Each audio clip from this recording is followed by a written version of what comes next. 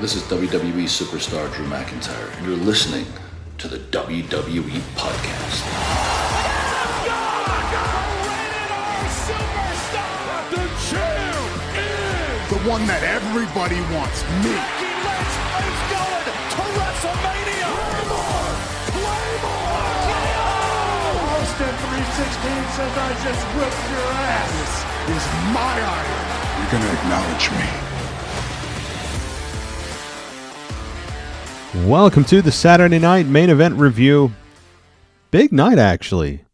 For the expectations and bar that most of us have set for the Saturday Night Main Event, a lot did happen. In fact, I think more happened on this event than some just PLEs throughout the year. So this is a noteworthy show. We're going to get into all of it. We're going to break down the matches, and overall, I thought it was a good event. I thought the match quality was very good outside of a couple of clunker moments that happens.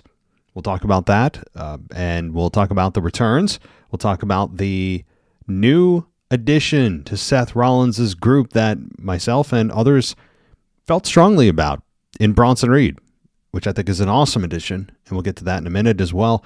But first, thank you to all of you who have joined on Patreon as of late, and thank you to all of you who have joined on the Discord side of things, and the Discord server is available to everyone who joins on Patreon. You just got to have to email me or message me for the link. I will send it to you right away if you are a patron. So thank you for that. I hope you've enjoyed your private chat area.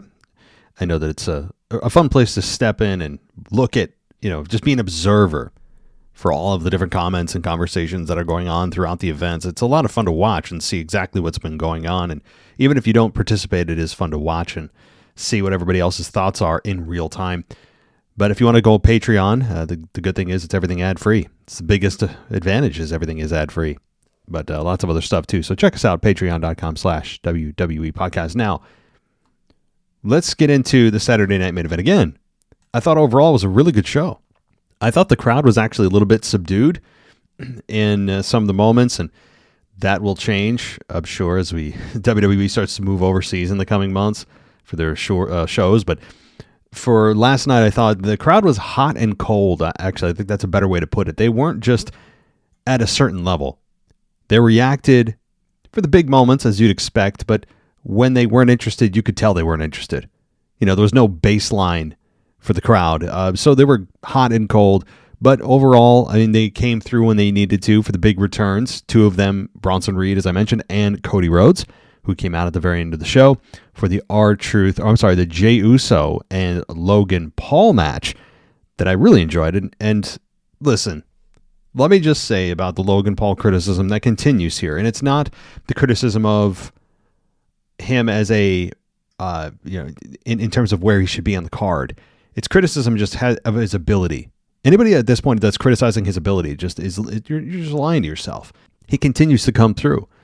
He's continuing to evolve, selling maneuvers, and the super kick that he got off of the attempted clothesline, I think it was incredible. Logan Paul, while he's not a perfect wrestler, he's not a perfect performer, he's not perfect on the mic. Nobody really is. And there are areas for improvement, particularly in his overall character. What is he? Moving away from the YouTube stuff, although John Cena hammered that home last night. I think that really Logan Paul is every bit as good as he says he is. Is he the face of the company? No. Is he a face of the company? I would even say no. But he's approaching that. He's getting closer to that. I think what he needs more now is consistency on the product instead of having a Roman Reigns-esque schedule. We all knew he wasn't going to win last night. It wasn't really about the win or loss for Logan Paul. It was about, can he continue to evolve? Can he continue to progress and show that he can deliver in the main event? And boy, does he deliver in the main event every single time. I think that it has been put to rest, the idea that Logan Paul won't be able to live up to the pressure. Can he withstand the heat of being in that spot in that moment for a championship? That pressure, that answer has long since been answered because he has delivered time and again. Don't forget, he main evented with Roman Reigns, nearly won the Undisputed Championship not too long ago. Had a run with the U.S. title. He's damn near delivered every single time. So, does that mean I still want to see him as world champion? Kind of, yeah. I think he'd be more interesting as world champion than Jey Uso. WWE seems to have this issue of not knowing what to do with their babyfaces after they win. We know what the heels do. We have babyfaces go in chase mode, and that's fun. But it seems as if WWE doesn't have a really good lock on what they want to do with a champion after they've climbed the mountaintop at WrestleMania, and then they have this run that you're expecting to be legendary and a lot of fun and just as fun as the chase, and it never is. And maybe that's just the nature of the beast. But with Cody's run for the 1 year run, most people looked at that as kind of boring. Most people, even those that supported Cody throughout his entire career up to the point he won at WrestleMania 40, found his WrestleMania to WrestleMania 41 run rather benign. Not bad, just kind of boring. And then Jey Uso wins, and since he's won, it's been kind of like, okay, cool, but like, what's next? All right. It's like you don't feel that same passion. And maybe it is because the babyface overcame and won the championship, so they've already crossed the finish line. But for whatever the reason, it just seems as if WWE doesn't have a good handle on what to do with the babyfaces after they overcome at WrestleMania. So perhaps they just don't do it the babyfaces don't always need to go over at WrestleMania. That doesn't need to be a hard and fast rule. I would actually pull back from that. That doesn't need to be a staple time to do something. I know it's WrestleMania, but wouldn't the twist be, hey, you don't always have to do it? So anyway, I'm getting ahead of myself. The match overall I enjoyed the hell out of it. Logan Paul and Jey Uso, a lot of fun. Again, you knew the outcome. It's just a matter of how they're going to get there. John Cena being playing interference here. I don't think a lot of people saw it coming, but it was led up to by the conversation backstage between Jey and John Cena. And John Cena coming out and doing what he did to Jey, attacking Jey. And then here comes Knight in Shining Armor, or as Michael Cole kind of sickeningly called him, the quarterback.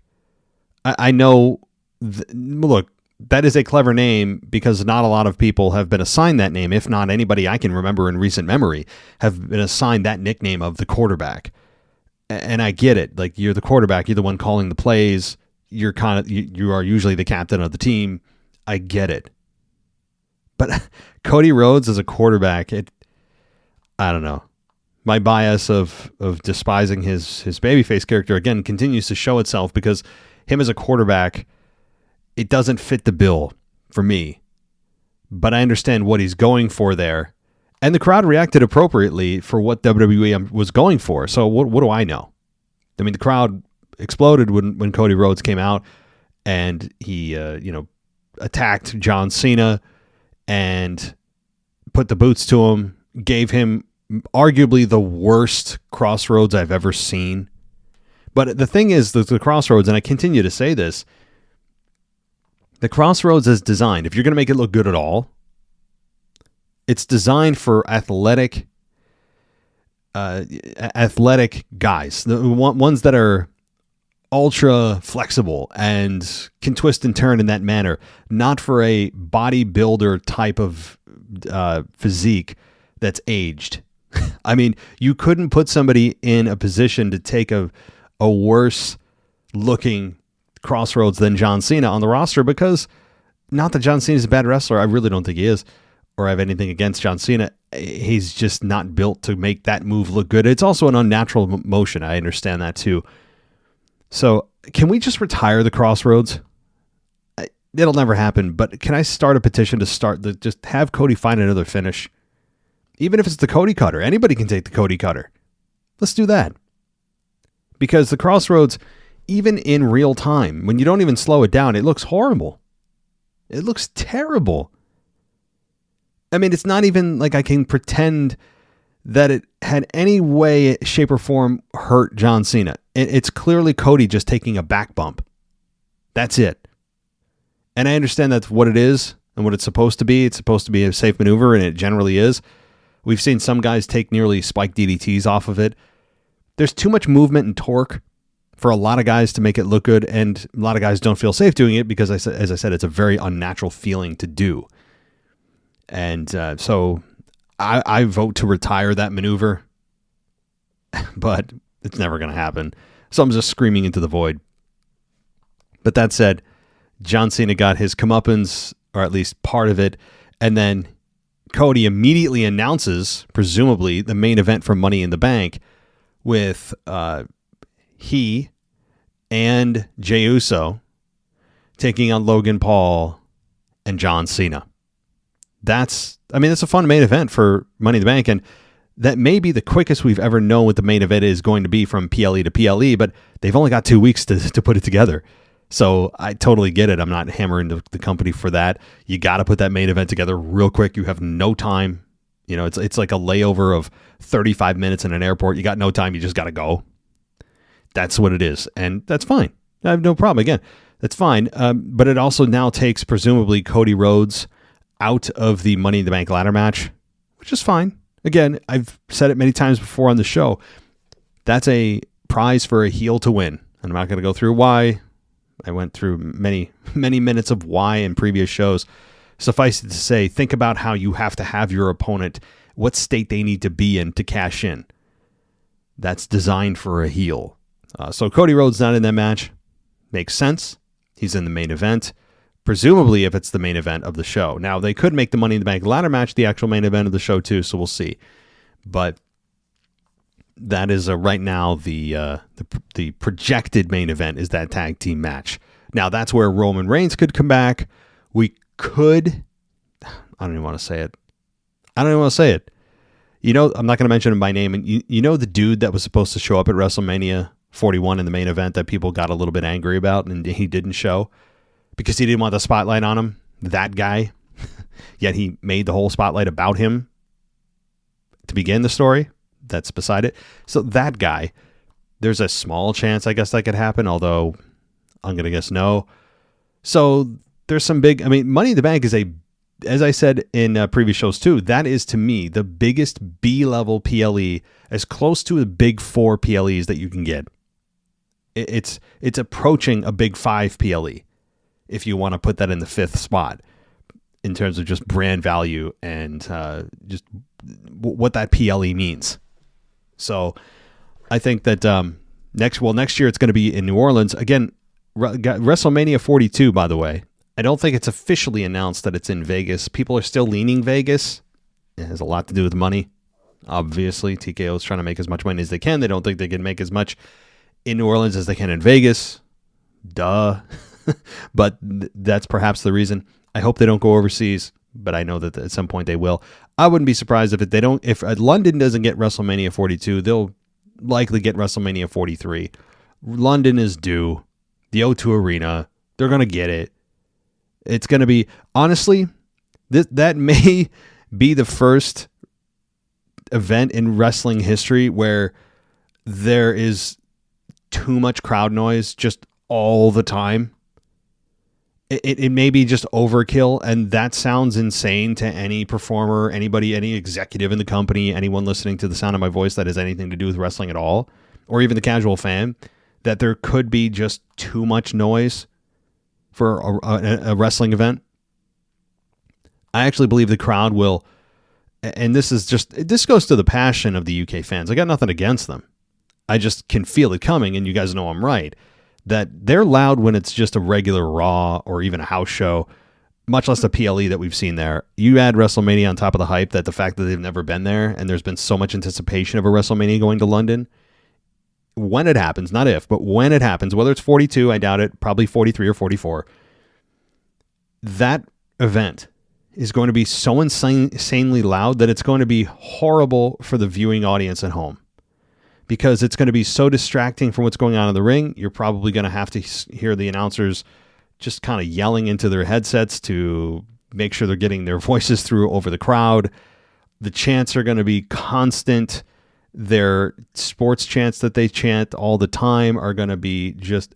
There's going to be a base level of noise, just baseline, that is going to be insanely distracting. That to the point where it's just like, can we just take a breath? Can we breathe, step back, and let the show just kind of play out instead of reacting to everything or just feeding off of yourselves? I mean, I'm preemptively attacking London fans, but again, it's their passion. I understand it. It's just different. And that's all. But it will be an international crowd, but it's going to be an international crowd filled with mostly probably non-U.S. citizens.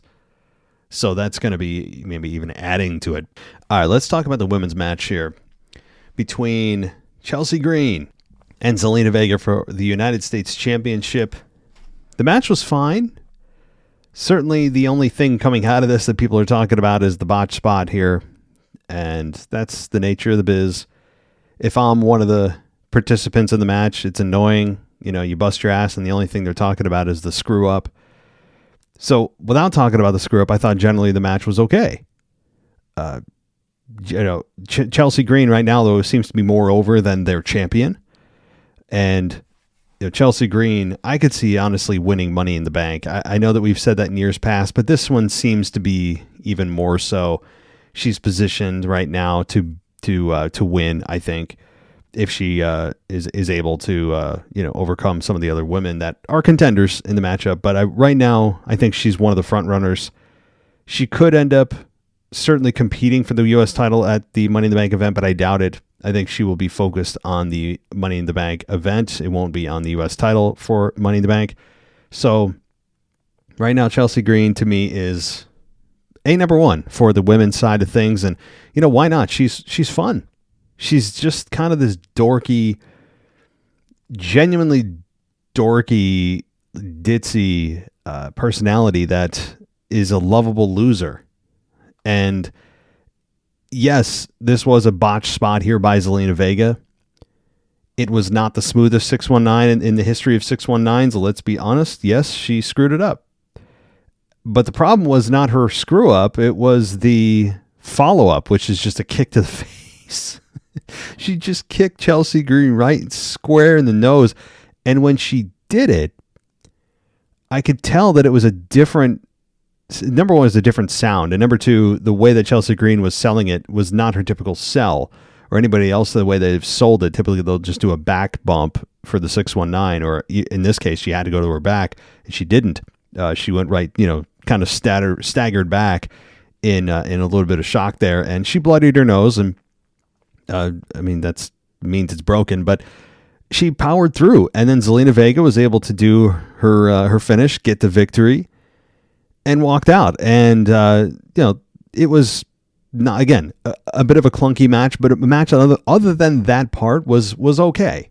So let's talk about the opening match, the tag team match.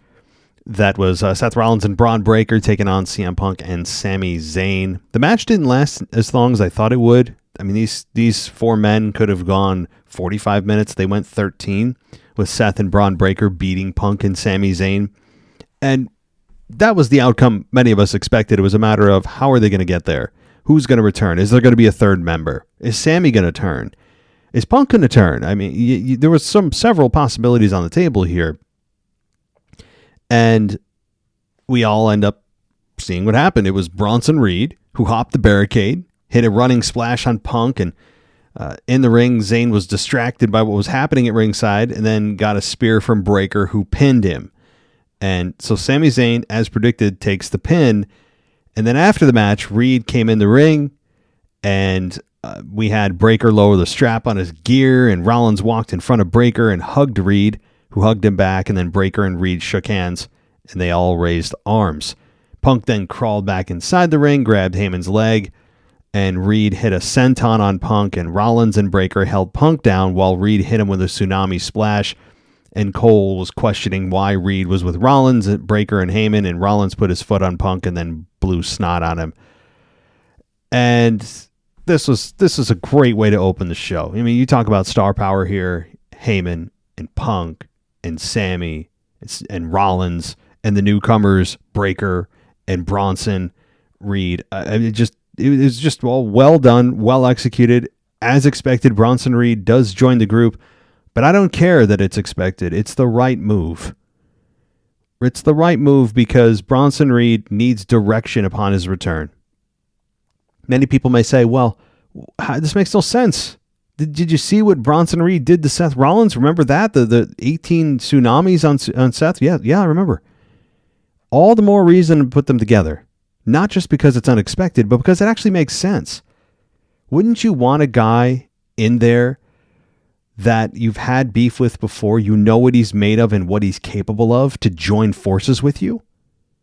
Of course. It's an opportunity. It just makes sense. A young guy that has a lot of momentum, like Breakker and like Reed, they're kind of on the same level. This is very interesting. And you've got Paul Heyman, of course, the brains behind the whole operation, now in Rollins' ear, who's going to be the leader of the group, and being able to use those two guys as his henchmen to do his bidding. That's great. Paul Heyman doing what he did to Punk and Reigns at WrestleMania is, again, it was the most interesting outcome, as I said, for months and months, that match could have. And we got it. And it was interesting. Not, again, it wasn't as good as actually the match itself was, because the match itself was just incredible. One of the best main events I've seen at WrestleMania. But it was about Paul Heyman moving on. There's no need to really try to make Punk or to try to make Roman. Those guys are now already made. And it's not even about making Rollins. It's about Breakker, and it's about Bronson Reed. Those are the two guys. While they don't have the most star power right now, they don't have the most name recognition, this is how you get them name recognition. This is how you get them exposure. Putting him or them with Rollins and, of course, Paul Heyman will do nothing but help those two. So those two guys being handpicked by Rollins, really by the company, to be put in a position to continue to grow is exactly what this company needs. It's exactly what they need. This is, guys, we're in a star building mode right now. We're in star building mode. And why not? These two guys, it's going to be really fun to watch how this group decides to just run roughshod over Raw, or maybe beyond. It's possible they move over to SmackDown or just invade SmackDown. But this is going to be a lot of fun on Raw. You have a heel group. You talk about power in that group. You talk about big dudes that are heavy hitters, and Breakker and Bronson Reed. And of course, Seth Rollins, one of the greatest WWE's ever produced, and one of the greatest managers of all time with Paul Heyman. This is a super group right now. It's going to be fun. It's going to be a lot of fun over the next 6 to how many months before they end up breaking up, and they will end up breaking up. It's the whole point of a group. The whole point of a faction is to eventually break the group up. Now, the question becomes, do they eventually add to the group? Is there a fourth member? My answer to that would be hopefully not. I really don't need another member. I don't need a man. I don't need a woman. They're fine as presently constituted. I don't need anybody else.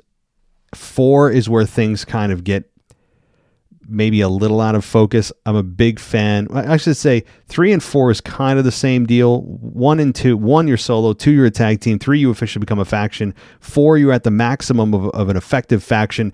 Any more than 4 and you get really kind of just lost in the sauce. And so I would say 3, if you're going to add somebody else, be very careful, because right now you've added a new member. We'll get the official confirmation on Raw, and we'll hear the justification from Rollins as to why, with all the beef they've had, he brought him into the group.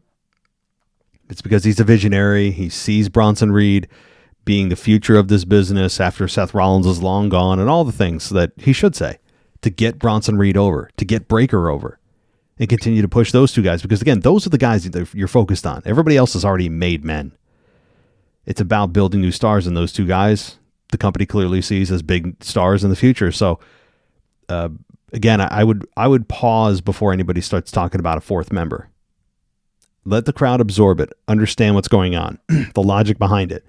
And if a need comes in for a fourth, or an opportunity presents itself where a guy comes along and you're like, now that would be great chemistry, then sure, 4 to me would be the max. But right now, this is just a lot of fun, and it's going to be fun to see who can go up against them in the numbers game. And who tries to go and go after Rollins, but maybe they get a shot in on Rollins, but of course Braun Breaker and Bronson Reed end up demolishing that person, and it's going to be fun in the numbers game. And it's 2-on-3, 1-on-3, eventually 3-on-3. But Paul Heyman ends up getting physically involved, which he's doing now, by the way, in matches that he never did with Roman Reigns or even Brock, for that matter. So that's going to be fun. And what if Brock came back and came face to face with that group? Would that not be interesting? With his long hair that he's got. If you haven't seen that photo, him and Sable, his wife, Reyna Mero, are you got to take a look at Brock's latest photo. It's wild. Brock Lesnar with long hair. Long. I'm not talking like what he had before in his little man bun. No. Like legit down to his elbows hair. But he somehow pulls it off because, well, he's Brock Lesnar. That's just all he needs. But anyway, this is going to be fun. So we'll see where this group takes us. And my hunch is that Monday Night Raw will have the final image going off the air of those three men with Paul Heyman standing tall, holding hands up for whoever's being demolished inside the ring. Maybe Sammy and Punk are the ones down in the ring again. But you kind of have to cement this group as a legitimate badass threat and have them dominate Monday Night Raw. That's at least how I would book it. Okay, well, we had then, we already had the women's match. I'm not going to go in order here, but let's talk about John Cena and R-Truth. The match, well, first, to start, the "You Can't Wrestle" chant started, and then there was a response of "Yes, he can." And Truth's earrings fell out. Cena picked them up and just then tossed them on Truth. Truth eventually battled back, and there was he had Cena's own 5-knuckle shuffle move sequence. And R-Truth, of course, walked out to John Cena's music and had his exact babyface maneuvers with the hustle, loyalty, and respect, and holding up the sign, and running into the ring and sliding in and doing exactly what John Cena would have done if he didn't turn heel. And it was fun. I still wouldn't have minded if R-Truth came out just to his own music of what's up, and all, because that's R-Truth. His whole identity has not been John Cena. We all know he's been a John Cena fan, and there's been a lot of connection to him and John Cena throughout the years. So I don't hate it. But I also think that it would have been a bit of a benefit there to have Truth not have his own identity and not just want to be this copycat for the guy he's about to try to, beat up. So this match, okay, there's not a lot to break down here. It was incredibly short, embarrassingly short. 4 minutes and 25 seconds. Now, no discredit to Truth, nor to Cena. I was hoping for more from this match. Over 10 minutes. 10, 12, dare I say 15 minutes. I'm not looking for a marathon from R-Truth, and John Cena doesn't work at a feverish pace anyway, so you could have easily stretched it to 15 minutes because of the pacing of how John Cena works a match. And have the crowd get a chance to get into it. I understand that the big moment was R-Truth hitting the attitude adjustment on John Cena. I understand that, and that was fun, and it didn't really make me believe to the point of, oh my God, so they didn't check that box, but it was still fun to see, and everybody was kicking out of everyone else's finishers all night, so you knew that wasn't going to happen, and that was the moment. And then John Cena ends up, of course, he wins here, but I'll give you the finish and then a little bit more of my commentary here. But we had Cena look to the crowd, and he stopped in his tracks after he was about to hit Truth with the belt. Truth turned around and saw it, and then as the referee was taking the belt back after Cena handed it to him, he kicked Cena right in the nuts, or Cena kicked Truth in the nuts and hit an AA and got the victory. And Cole said that Cena suckered some of us in tonight. And then Cena waited for Truth to stand up and then hit him with another belt shot. Cena exited the ring and walked to the backstage area. So 4 minutes and 25 seconds, not long enough for me, if you want to really push this forward here and want to have the crowd believe and get Cena even more over as a heel, what you do is get Truth within spitting distance of the championship. I understand the one moment was the AA, but have R-Truth score, like, you know, in the 12-15 minute match, you could have them wrestle a decent match. You could have them doing, you know, quick roll-ups for pins. That's where the roll-ups would come into play.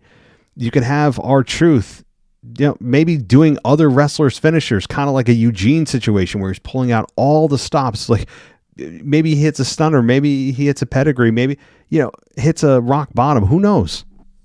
Just have him do everything he can to beat Cena, where he comes closer. Oh my God, this actually he could be it. It could be it. It could be it. Elbow from the top, or he gets Cena in a submission, and Cena's, you know, struggling in the middle of the ring. And I'm not asking him to overpower Cena or make Cena look weak, but this is R-Truth's moment to shine. And I'm not asking him to even win the championship, although I would have had him win for 48 hours. What I would have done is, at the bare minimum, given Truth a little bit more to work with here in a 10 to 15 minute match. I think R-Truth deserved it. This was as close to not a squash as you can get without calling it a squash.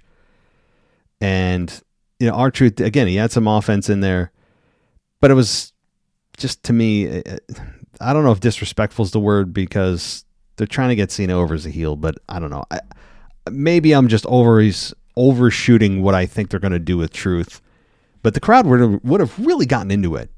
I mean, they would have just been hooked in and bought the whole thing, hook, line, and sinker, had they continued to get R-Truth a little bit closer and a little bit closer and a little bit closer. And then Cena cuts him off, and then he hits a power move, a signature move. Again, he hits a scissor kick, or he could have imitated Booker T, or he could have just gone down the line of his favorite stars, kind of like Eugene. If you guys remember Eugene back in 2004, I believe it was, Nick Dinsmore. But that's what I would have had him do, ultimately to come up short. But hey, I guess, I don't know if they ran out of time or designed a 4.5 minute match, not sure. So we then had the cage match. And this is where things got really weird for me in a good way. Now, the Damian Priest Drew McIntyre steel cage match was good. It was 12 minutes long, and they ended up having some good near falls. We had Damian ended up taking his own finish, South of Heaven. And, of course, they kick out of finishes, which is just, unfortunately, a standard spot in all matches now, no matter the situation. I'm sure they kick out of each other's finishes at house shows now, which actually, in a weird way, is not as bad because it's not being publicized on national television. You can do whatever you want in front of a local crowd that's not televised. But for me, it's unfortunately become a standard spot in every match we see all the time. However, that aside, the superplex off of the cage was awesome. We had, what else was another spot? Oh, the concerto where McIntyre, we'll get to that actually, but McIntyre wedged another chair in the corner. He went for another Claymore, the second one I believe it was, but Priest avoided it. McIntyre kicked the chair, and then Priest set up the chair and clotheslined McIntyre with it, and then Priest got another chair, and that's where he hit the concerto, and then Cole recalled Priest using the same move to eliminate his mentor Edge, and the fans then chanted one more time. And then Priest walked through the open door and stood on the steps. The referee motioned for help, and that's when Priest looked back at McIntyre, who was still down, and that's it. So this was, I like the concerto. It's nice to see that back. It's also interesting that they mentioned the word Edge, because Edge's name has not been mentioned since he had his final match in Toronto against Sheamus, and then he went to AEW and got injured. I don't know if that's a foreshadowing of things to come for Edge, Adam Copeland. I don't know. I hope it is. The reason I hope it is, I want Edge to be John Cena's final opponent. I don't know how they can make that happen. I don't know if they can make that happen. I'm not really privy to the contractual limitations of Edge's contract with AEW. But to me, John Cena's final opponent should be Edge in December. I would love that. The rivalry between Edge and John Cena needs to be revisited.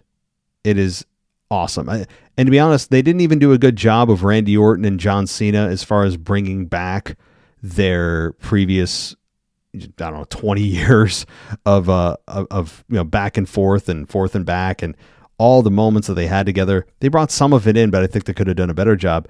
Edge and John Cena have a similar rivalry. I would argue an even more intense one.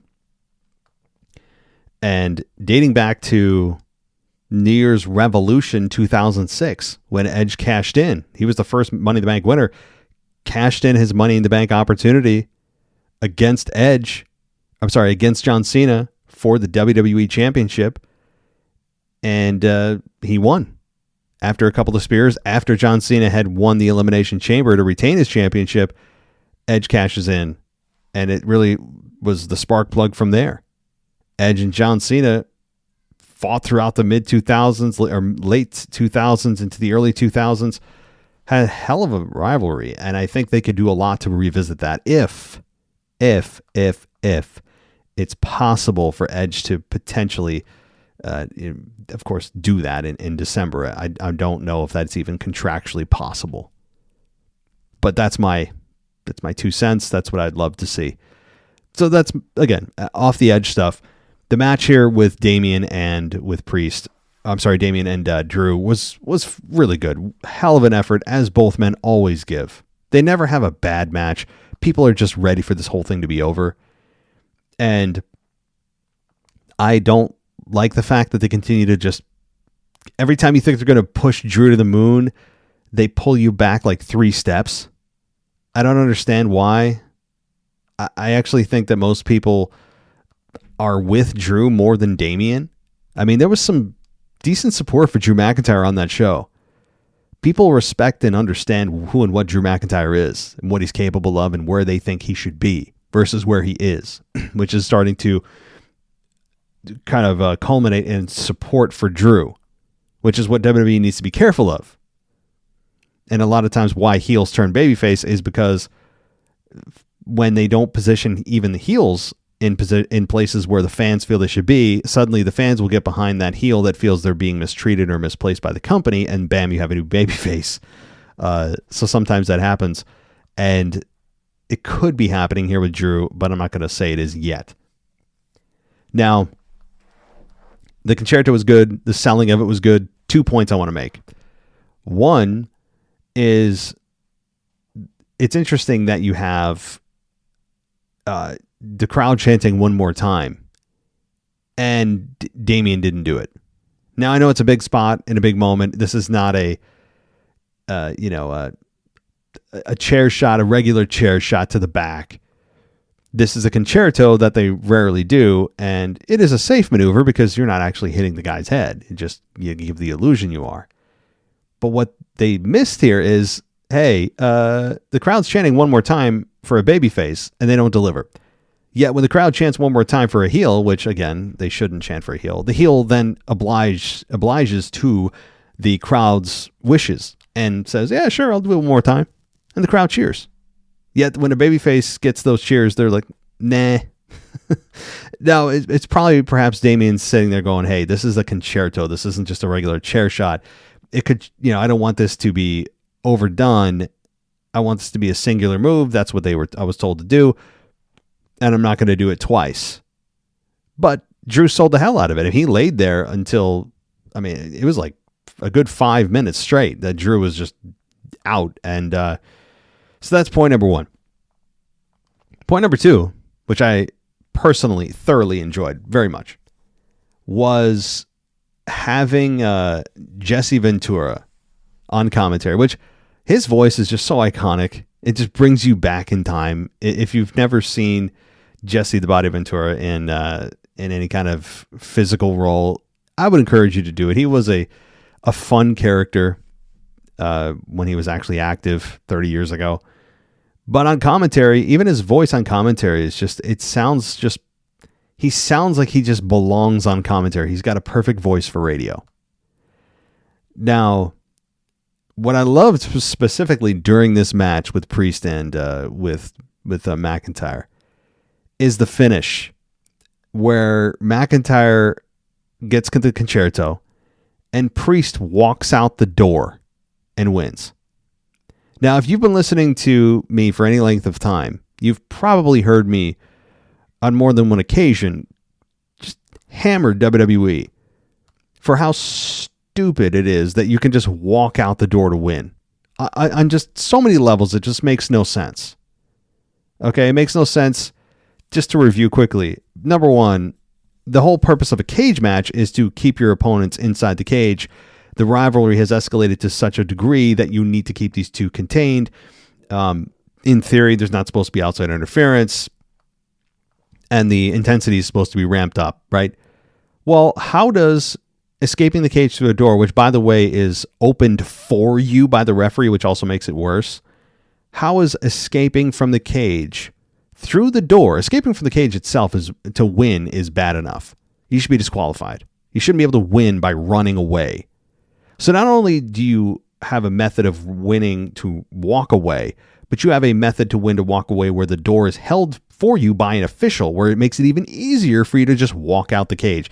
And it also is, number three, stupid because you are these uber athletes who can do these insane maneuvers and go 45 minutes, and your cardio is world class, your strength is world class, and you have trouble just walking out a door. If winning is truly the objective, which we should believe it is, suddenly when you get in the ring and maybe you even hit a clothesline or your opponent's down on the other side of the ring, you can't just like quickly walk out the door and win.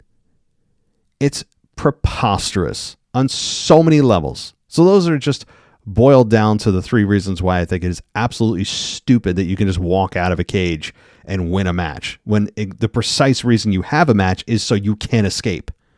And yet they make it easy for you to escape because the door is not locked and the referee's just like, oh no, you can come on out. And you win on top of it. But it defeats the whole purpose of having a cage match when the very purpose and way that you can win is by leaving it. It's so stupid. Okay. So that aside, or actually with that in consideration, I should say, we have Jesse the Body Ventura, who seemed just beside himself and confused. He goes, that's stupid. He goes, what do you mean you can just walk out a cage?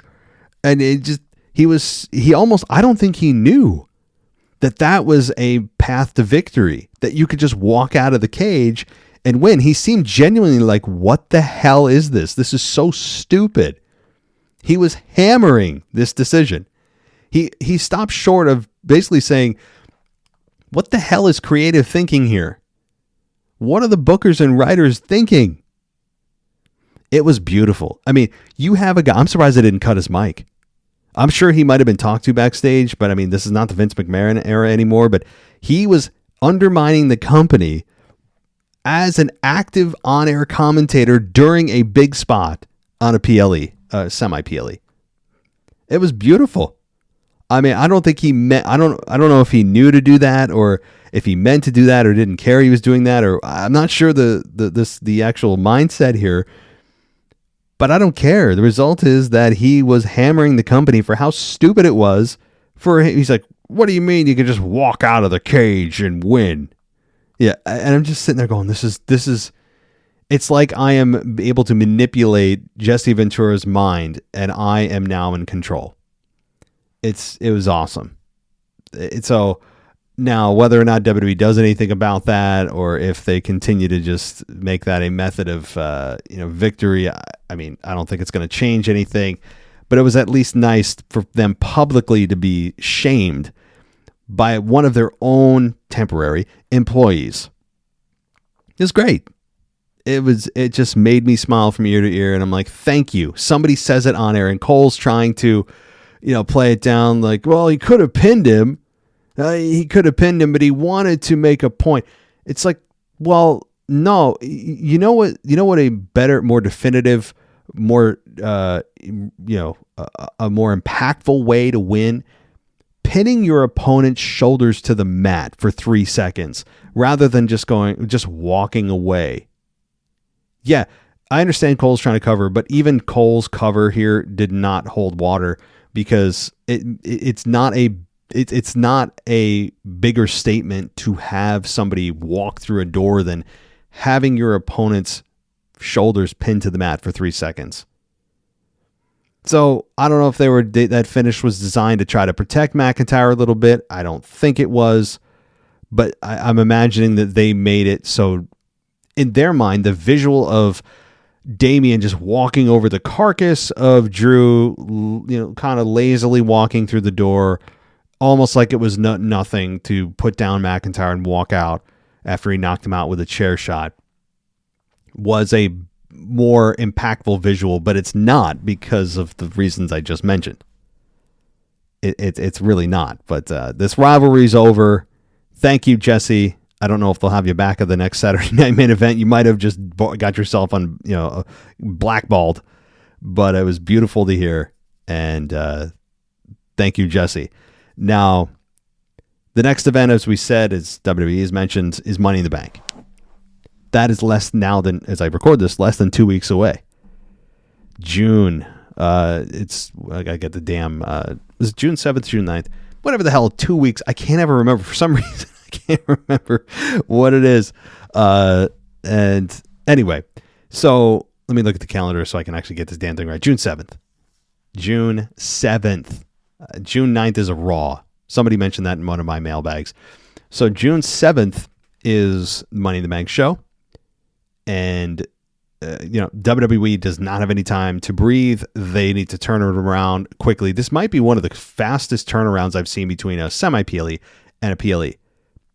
And they're going to have to really crank crap out over the next 2 weeks to set up the Money in the Bank qualifiers, promos, any other matches that they want, storylines that they're going to try to pay off or start at Money in the Bank. The groundwork needs to be laid right now. There's no time for messing around. So they've got their work cut out for them over the next 13 days before the event. So Money in the Bank's coming up next, big one. And then after that is SummerSlam. So, and then by that time, I hope by Money in the Bank, we know where WrestleMania is. I would think there's sometime this week, we should know where WrestleMania is because there's so much preparation that needs to be done. The marketing, the promotion, just getting things ramped up for the show and everything that goes with WrestleMania. That's just a complete monster to put together. They've got to let the public know as soon as possible. And I'm sure that they'll try to twist it in a way that's the reason that they changed locations is, you know what? I want to hear them. I'm not even going to give them any ideas. I want to hear their reasoning publicly for changing locations because I want to hear the lies. I want to hear the lies come out of their mouths when we all know the biggest, but not the only, the biggest reason is, well, we didn't think we'd make as much money in New Orleans as we would in Vegas or London, wherever they're going to go. So we'll see what kind of nonsense they spew and twist to the public as to why they changed locations. But apparently WrestleMania is going to be coming to New Orleans in the near future. So we'll see if that actually holds up or not, or if they, what the case is. But all right. That'll do it, everybody. I appreciate it. If you want to go to Patreon and get your ad-free experience, it's a good place to do it. Patreon.com/WWE podcast or on Apple or on Spotify if you want to get everything ad-free. All right. That'll do it for me. Again, guys, thank you so much. We'll be dropping an interview that was done by our WrestleMagic team tomorrow. So look out for that on a Monday. Or today as you're listening. Tuesday is the Raw review. Wednesday's NXT and the After Dark show for the exclusive members of NXT Plus and above on Patreon. And also I might throw a retro show in there and then the mailbag on Friday. And of course, SmackDown review on Saturday by Amanda. So thank you, everybody. I appreciate it. We'll talk next time. Thanks for listening to the WWE Podcast. Don't forget to subscribe on your favorite podcast app so you don't miss a show, or head to WWEpodcast.com. And for all of these shows ad-free, head over to patreon.com/WWE Podcast. Until then, we'll see you next time.